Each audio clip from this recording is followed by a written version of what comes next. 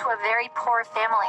Mom and Dad couldn't even afford to buy me new shoes every year, and I would end up wearing the same ones over and over again, even though they now had a hole bigger than the Grand Canyon.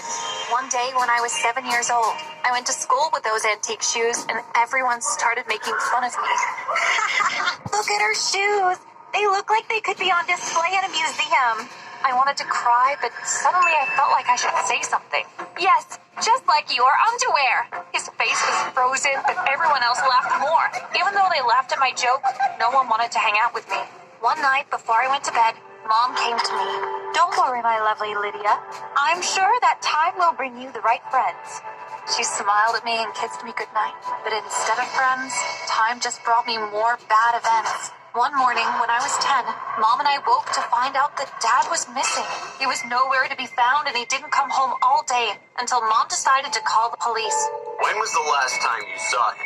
Well, he was sitting on the sofa, but as Mom was mumbling and crying, she suddenly saw a note on the sofa. Dear Teresa and Lydia, I am sorry to go, but I can't provide for you anymore.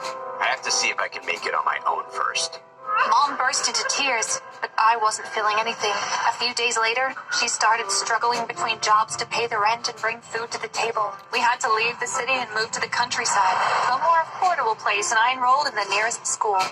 Never give up on your studies. I did as she asked. One day, when my classmates and I had a school project where we had to create a comic, I decided to take a new approach and paint my comic strips. Turns out that I was a very good painter. For that project, the teacher was impressed by my paintings even more than the other people's printed images. Great job, Lydia. A+ for Lydia and her group. But Melissa, the richest and most popular girl in school, wasn't so happy about it. Ridiculous. She can't be better than my $5,000 printer that my dad just bought for me on purpose for this project. I wanted to tell her to shut up, but I still had a feeling that being the new girl in school, I had better make friends before I made any enemies. That's fine, Melissa. Next time we will all use your printer to make you happy. But she wasn't an easy-to-please person and got angry at me. How dare you talk to me like that? What an idiot. She didn't even understand I was trying to be fair. Luckily, one of her hyena best friends spoke to her. Melissa, she didn't say anything wrong. And the whole class burst into laughter. Melissa was more furious than a volcano and walked out.